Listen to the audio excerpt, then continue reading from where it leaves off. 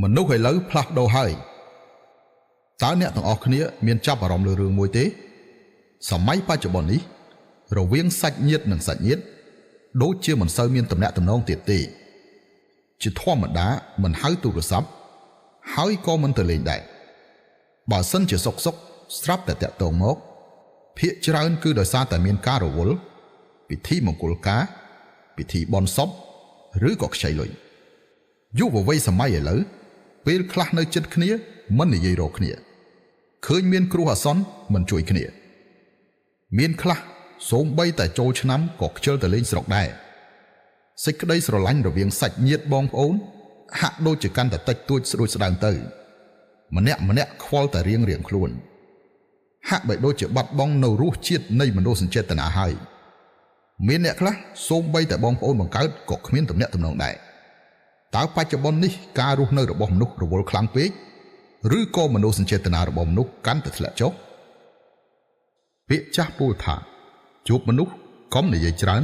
ជួបរឿងកុំជ្រៀតជ្រែកគ្រប់គ្រងចិត្តខ្លួនឯងឲ្យបានល្អធ្វើកិច្ចការខ្លួនឯងឲ្យរួចរាល់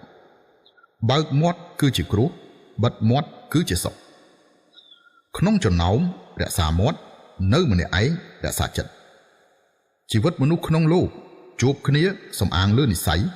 រាប់អានគ្នាសំអាងលើសិលធម៌មិត្តភក្តិមានតម្លៃនៅត្រង់ចេះរួមសុខរួមទុក្ខសម្ដីមានតម្លៃនៅត្រង់ចិត្តស្មោះត្រង់ទំនាក់ទំនងណាក៏ដោយដល់ទីបំផុត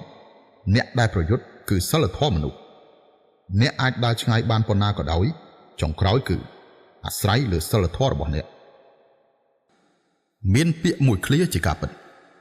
កុំអួតថាអ្នកស្គាល់មិត្តភក្តិច្រើនហើយក៏កុំអួតថាមានមនុស្សជាច្រើនស្គាល់អ្នកដែរគឺចាំមើលនៅពេលដែលអ្នកជួបទុក្ខលំបាកតើមានមនុស្សប៉ុន្មានអ្នកនៅស្គាល់អ្នកបើសិនជាមានមនុស្សបង្កាច់បង្ខូចអ្នកពីក្រោយខ្នងដាច់ខាតកុំខឹងគេពីព្រោះមនុស្សដែលបង្កាច់បង្ខូចអ្នកនោះមានតែ3ប្រភេទនេះទេទី1គឺមនុស្សអន់ជាងអ្នកទី2គឺមនុស្សគ្មានសមត្ថភាពទី3គឺមនុស្សច្រណែននឹងអ្នកនៅពេលដែលអ្នកគ្មានអ្វីសោះគ្មាននរណារវល់ជាមួយនឹងអ្នកឡើយនៅពេលដែលអ្នករុងរឿងមានមនុស្សជាច្រើនមកចោមរោមនៅពេលដែលអ្នកធ្លាក់ខ្លួន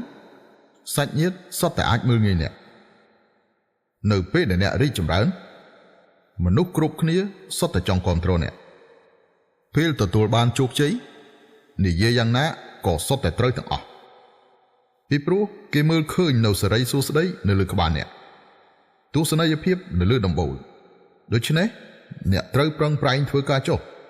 កុំខ្ជះខ្ជាយពេលវេលាលើការពន្យល់គ្មានការឈឺចាប់គឺគ្មានការរីកចម្រើនគ្មានការខកចិត្តគឺគ្មានជោគជ័យឡើយ